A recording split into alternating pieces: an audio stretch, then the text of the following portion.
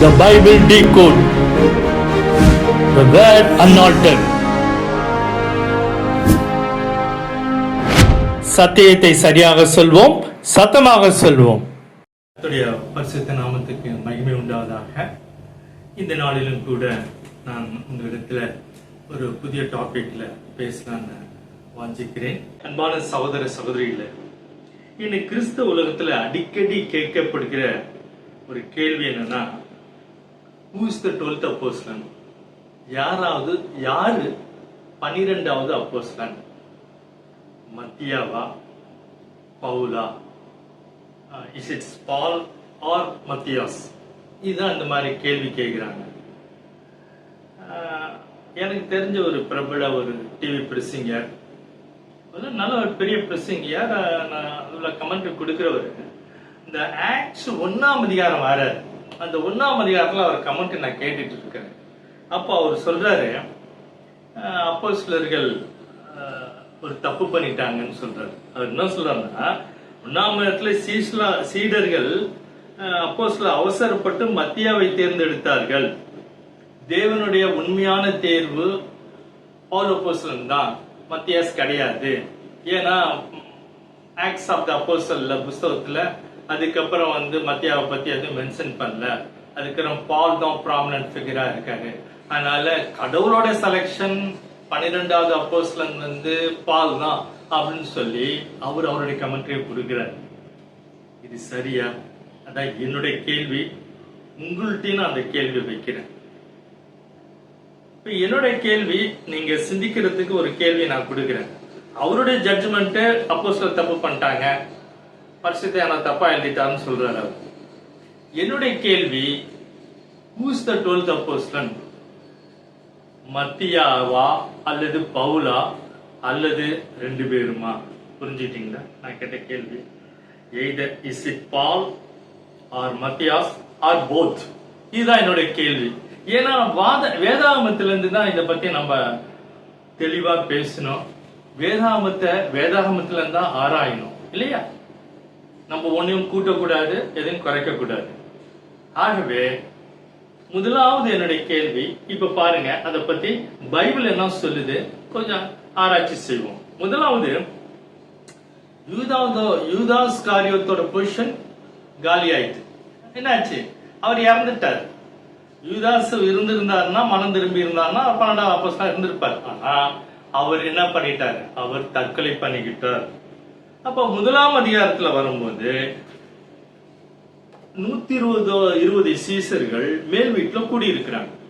அப்போ பேதுருவும் அந்த அப்போஸ்தலர்கள்லாம் சேர்ந்து என்ன பண்றாங்க?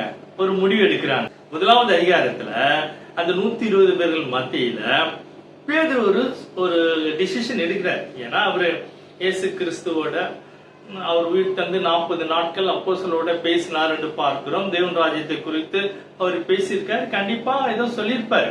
அதனாலதான் அவங்க என்ன சொல்றாங்க, சகோதரரே அப்படின்னு பேதுரு சொல்றாரு. சங்கீத புஸ்தகத்துல, இது 1ஆம் அதிகாரம் 20ஆம் வசனத்துல இருந்து, சங்கீத புஸ்தகத்துல அவனுடைய வாசஸ்தலம் பாலாக கடவுது, ஒருவனும் அதில் வாசம் பண்ணாதிருப்பனாக என்றும் அவனுடைய கண்காணிப்பை வேறொருவன் பெறக்கடவன் என்றும் எழுதியிருக்கிறது. ஆதலால் யோவான் சானகன் ஞானஸ்நானம் கொடுத்த நாள் முதற்கொண்டு கர்த்தராகிய இயேசுவானவர் நம்மிடத்திலிருந்து உயர எடுத்துக்கொள்ளப்பட்ட நாள் வரைக்கும் அவர் நம்மிடத்துல சஞ்சரித்த காலங்கள் எல்லாம் எங்களோடு கூட இருந்த மனுஷர்கள் ஒருவன் அவர் உயிரோடு இருந்ததை குறித்து எங்களுடனே கூட சாட்சியாக ஏற்படுத்த வேண்டும் என்றார். கவனிச்சீங்களா? அப்போ யூதாஸ் காரியத்தோட பொசிஷன் காலியாகி விட்டது.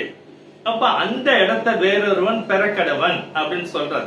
அப்போ யூதாஸ் காரியஸ்க்கு பதிலாக அந்த அப்போஸ்தல பட்டம் வெறுமையாக இருக்கக்கூடாது, அதுக்கு அந்த 12வது அப்போஸ்தலன் நம்ம தேர்ந்தெடுத்து ஆகணும் அப்படின்னு சொல்றாரு. அப்போ குவாலிபிகேஷன் சொல்லிட்டாங்க. இயேசு கிறிஸ்துவோட இருந்திருக்கணும், அவர் யோவான் ஞானஸ்நானம் கொடுத்து இயேசு கிறிஸ்துவோட கூட இருந்தது மாத்திரம் இல்ல, அவர் உயிர்த்தெழுந்தது குறித்து சாட்சியாக அவர் பார்த்து இருக்கணும் இல்லையா? இதுதான் அவங்க குவாலிபிகேஷன். அப்படின்னு பார்த்தா அந்த இடத்துல ரெண்டு பேருக்கு தான் குவாலிபிகேஷன். ஜோசப் ஆஃப் பர்சபா அப்படின்னு ஒரு ஆளு, ரெண்டாவது மத்தியா, இந்த 2 பேரும் தான் குவாலிபிகேஷன் இருக்கு. அப்ப அதனால அவங்க என்ன பண்றாங்க, சரி, 2 பேருக்கு எப்படி செலக்ட் பண்றது? 2 பேருக்கும் ஒரே குவாலிபிகேஷன் இருக்கு, ஆனா யாரை தேர்ந்தெடுக்கிறது? அப்போ பழைய முறை பிரகாரம் யூதர்கள்ட்ட அங்க இருந்த முறை பிரகாரம் ஏதோ கரெக்டா அவங்க என்ன பண்றாங்க, லாட் போட்டு தேர்ந்தெடுக்கிறாங்க. லாட்டு போடும்போது என்ன சொல்றாங்க, எல்லாருடைய இருதயங்களே அறிந்திருக்கிற கர்த்தாவேன்னு சொல்லி ஜெபம் பண்ணி லாட்டை போடுறாங்க. ஏன்னா 2 பேருமே குவாலிஃபிகேஷன் கரெக்டா இருக்கு, ஆனா எங்க இருதயம் யாரு 12வது அப்போஸ்தலன்னு சொல்லி எங்களுக்கு தெரியாது, ஆண்டவரே உமக்கு தெரியும், ஆனா நீங்க செலக்ட் பண்ணுங்க போடுறாங்க. சீட்டு மத்தியா பேருக்கு விழுந்தது. உடனே என்ன சொல்ல வசனம் என்ன சொல்லுது, மத்தியா அப்போஸ்தலருடனே சேர்த்து கொள்ளப்பட்டான். He was counted number with the 11 அப்படின்னு சொல்லி வசனம் சொல்லுகிறது. கவனிச்சீங்களா? அப்ப நம்பர் 1 பாயிண்ட், யூதாவின் பதவி காலியாக இருக்கக்கூடாது. Judas lost his ministry because of sin. அப்ப God's plan did not fail. But another man has to take his office. Men may fail, but God's plan never fails. புரிஞ்சுறீங்களா? ஆகவே தான் யூதாஸுக்கு பதிலாக மத்தியாவை தேர்ந்தெடுக்கப்பட்டார் அப்படின்னு வசனம் சொல்லுது இல்லையா? 2வது பாயிண்ட், மத்தியா ஏன் தேர்ந்தெடுக்கப்பட்டார்? Why was Matthias was chosen? அவர் ஒரு அப்போஸ்தலன். யோவான் சான முதற்கொண்டு இயேசுவின் உயிர்த்தெழுதலுக்கு நேரடி சாட்சியாக இருக்கக்கூடிய ஒரு அப்போஸ்தலன். ஆகவே அவர் இந்த தகுதியை பெற்றிருந்தனால் ஜெபத்தின் மூலமா தேர்ந்தெடுக்கப்பட்டார். அப்ப 2 men qualified, Joseph of Barsabas and Matthias. அப்ப they prayed and Lord fell into Matthias. அப்ப Matthias was not self appointed. அது நல்லா புரிஞ்சுக்கங்க. He was chosen through prayer and God's providence. He was numbered with 12 என்று பரிசுத்த ஆவியானவர் எழுதி இருக்கிறார் லூக்கா மூலம். ஓகேங்களா? சரி, 3வது பாயிண்ட், பரிசுத்த ஆவியானவர் மத்தியாவை அங்கீகரிக்கிறார். Holy Spirit recognized Matthias as one of the 12. இது ரொம்ப முக்கியம். ஏன்னா many people say, நிறைய பேர் என்ன சொல்றாங்க, Peter made a mistake அப்படிங்கறாங்க. But what the scripture என்ன சொல்லுது? நல்லா கவனிச்சு பாருங்க. நான் சொன்னேன் இல்லையா, அந்த டிவி பிரசங்கர் மத்தியாச குறித்து அதுக்கப்புறம் எதுவுமே சொல்லலன்னு. அப்ப அவர் சரியா பைபிள் படிக்கல. ஏன்னா ஆக்ட்ஸ் 6ஆம் அதிகாரத்துல நல்லா கவனிச்சீங்கன்னா ஒரு விஷயம் வருது. என்னது? சபைக்குள்ளார ஒரு பிரச்சனை வருது, உணவு பிரச்சனை. கிரேக்க விதவைகள் சரியா கவனிக்கலன்னு பாருங்க. 6ஆம் அதிகாரம் 1ஆம் வசனம், அப்போஸ் அந்நாட்களிலே சீசர்கள் பிரியின போது கிரேக்கரானவர்கள் தங்கள் விதவைகள் அன்றாட விசாரணையில் திட்டமாய் விசாரிக்கப்படவில்லை என்று எபிரேயருக்கு விரோதமாய் முறுமுறுத்தார்கள். அப்பொழுது, இதான் ரொம்ப முக்கியமான 2வது வசனம், அப்பொழுது 12 சீசர் கூட்டத்தை வரவழைத்து, கவனிச்சிங்களா? மத்தியாவை இன்க்ளூட் பண்ணிட்டார், கவனிச்சிங்களா? சோ ஆக்ட்ஸ் 6ஆம் அதிகாரம் 2ஆம் வசனம் என்ன சொல்லுது? later refers to them as the 12. therefore இதுல இருந்து என்ன தெரிஞ்சிட்டீங்க? then the 12 called the multitude of the disciples. அப்ப லூக்கா inspired by the Holy Spirit still calls them the 12. அப்ப 12 கூட்டத்தை வரவழைத்து இந்த பிரச்சனையை நம்ம சால்வ் பண்ணலாம்னு சொல்லி அவங்க கூட்டத்தை வரவழைச்சு அந்த பிரச்சனைக்கு சால்வ் பண்றதுக்காக கூடுறாங்க. அப்போ அந்த 12 வருகிறார்கள். 12 அது மத்தியாவும் இன்க்ளூடட் இல்லைங்களா? அப்போ பரிசுத்தானவர் அப்ரூவ் பண்ணிட்டாரு, கடவுளும் அவங்க செலக்ட் பண்ணிட்டாரு. அதனால இஸ் தி 12th அப்போஸ்தலன், அதுல எந்த ஒரு சந்தேகமும் இல்லை. எனவே மத்தியாவின் அப்போஸ்தலத்துவம் வேதாகமத்தால் உறுதிப்படுத்தப்படுகிறது இல்லையா? அப்ப Mathias was accepted as one of the 12 apostles as per the Acts 6:2. ஓகேங்களா? இப்போ 4வது பாயிண்ட் ரொம்ப முக்கியமான பாயிண்ட். ஏன் சொல்றேன் அப்படின்னா, பவுலும் உண்மையான அப்போஸ்தலன். Paul was also true apostle. காரணம், பவுல் என்ன சொல்றார் பாத்தீங்களா? பவுல் ரோமருக்கு 11ஆம் அதிகாரம் 13ஆம் வசனத்துல I was apostle to the Gentiles அப்படிங்கிறாரு. அது மாத்திரமல்ல, அப்போ அப்போஸ்தலர் 9ஆம் அதிகாரம் 9ஆம் அதிகாரத்துல நீங்க தெளிவா நீங்க கவனிச்சீங்கன்னா, தமஸ்கு பட்டணத்துக்கு போற வழியில பவுலே தேவன் சந்திக்கிறார். அப்போ அங்குள்ள அனனியாஸ் என்கிற ஒரு சீசன்ட்ட சொல்றாரு. அவர் என்ன சொல்றாரு?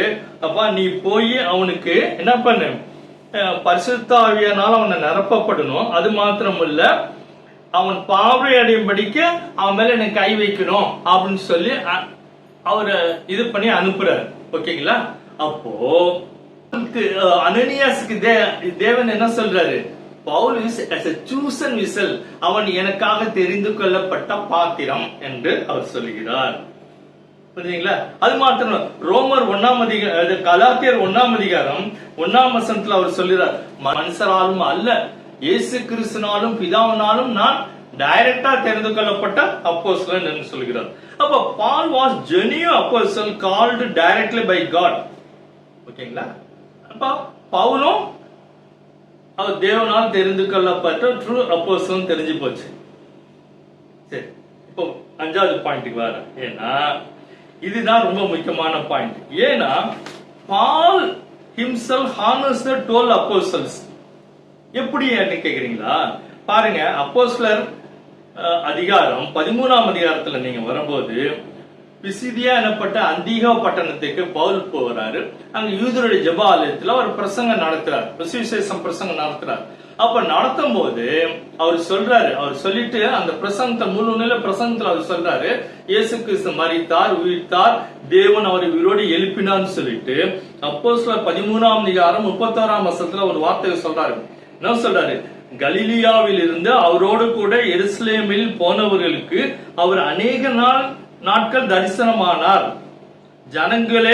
ஜனங்களுக்கு முன்பாக அவருக்கு சாட்சிகளாக இருக்கிறார்கள் அப்படிங்கிறார். இந்த வசனத்தை நல்லா கவனிங்க. பவுல் பேக் அடிச்சிட்டாரு. அவங்கதான்ப்பா 12 அப்போஸ்தலர், அவங்கதான்ப்பா சாட்சிகள். நாங்க சாட்சிகள் பவுல் தன்னை சேர்த்துக்கவே இல்லை. நாங்களே அவருடைய சாட்சிகள் அவர் சொல்லவே இல்லை. மாறாக அவர் என்ன சொல்றார்? கலிலியாவிலிருந்து இயேசுவோடு நடந்து வந்தவர்களே அவருடைய சாட்சிகள் என்று கூறுகிறார்.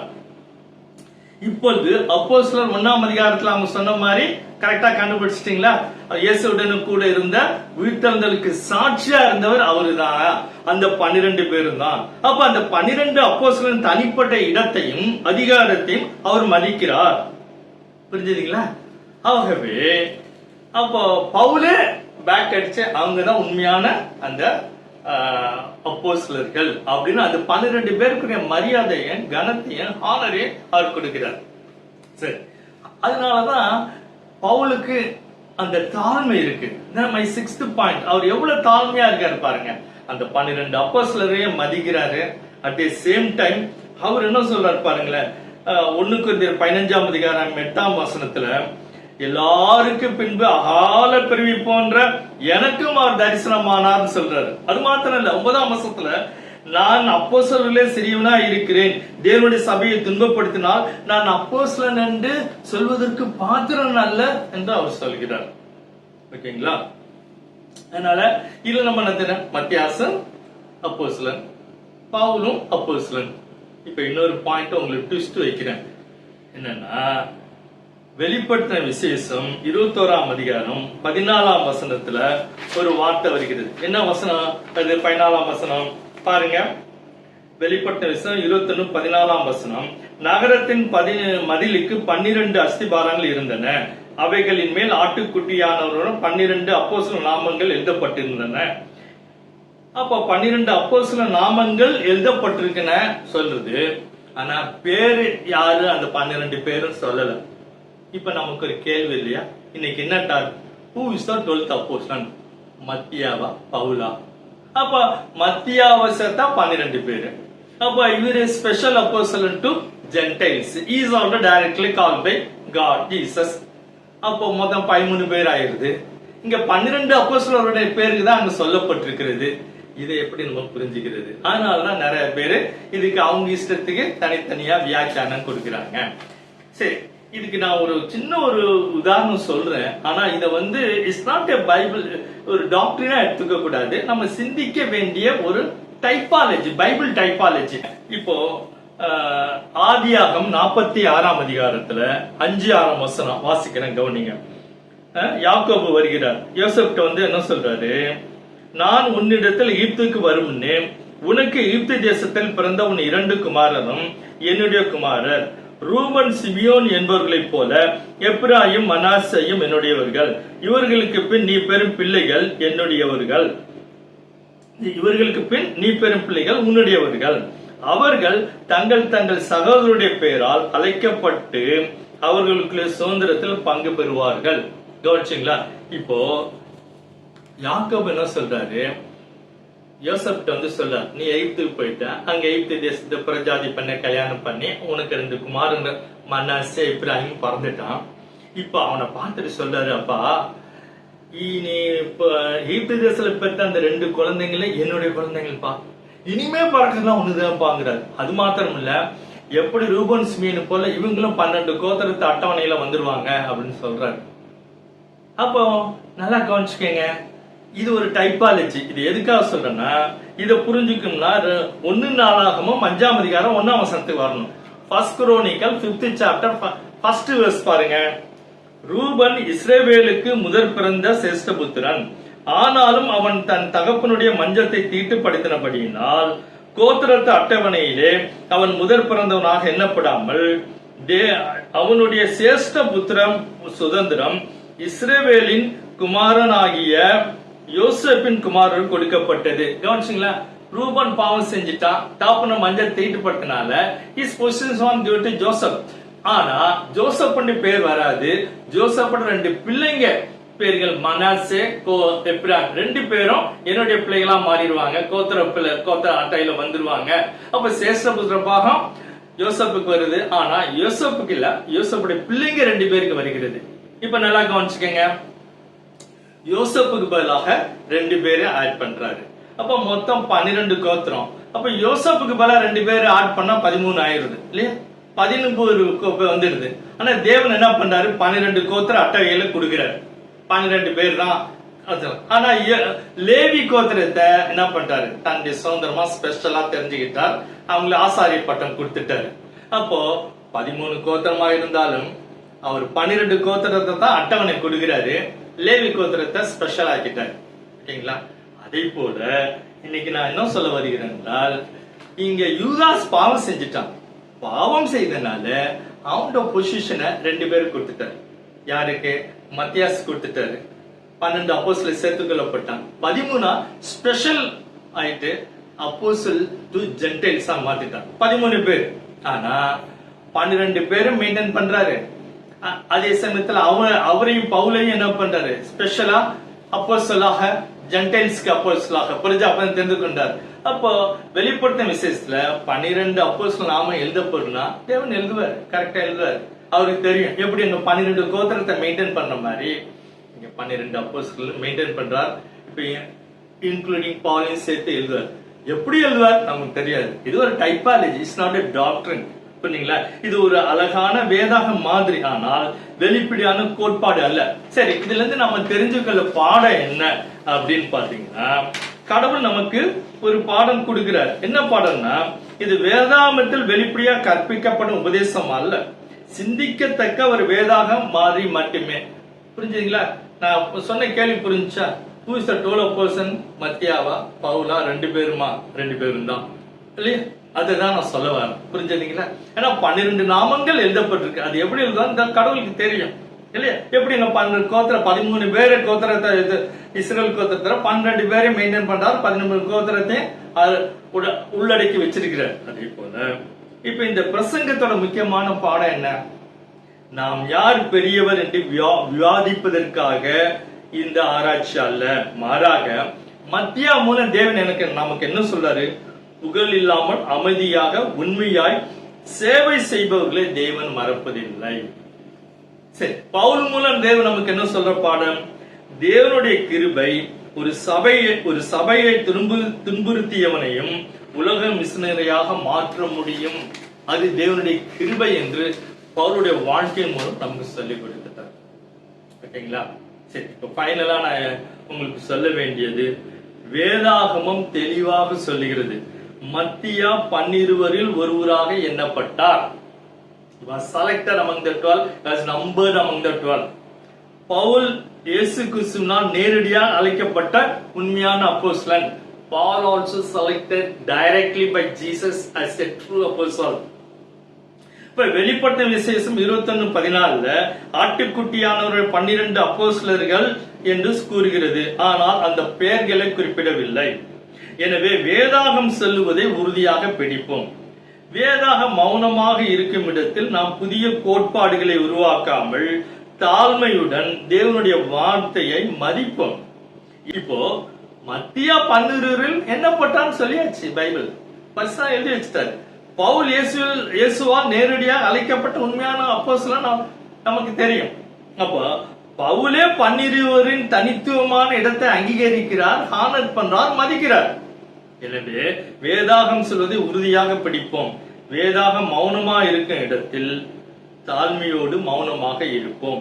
எல்லா மகிமையும் ஆட்டுக்குட்டியானவராய் இயேசு கிறிஸ்துவுக்கு மகிமை உண்டாவதாக. ஆமென்.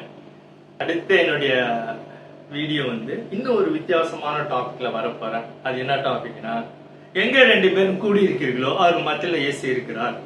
அது உண்மையா? அடுத்த வீடியோல பார்க்கலாம். கர்த்தர் உங்களை ஆசீர்வதிப்பார். Churches of Christ greets you.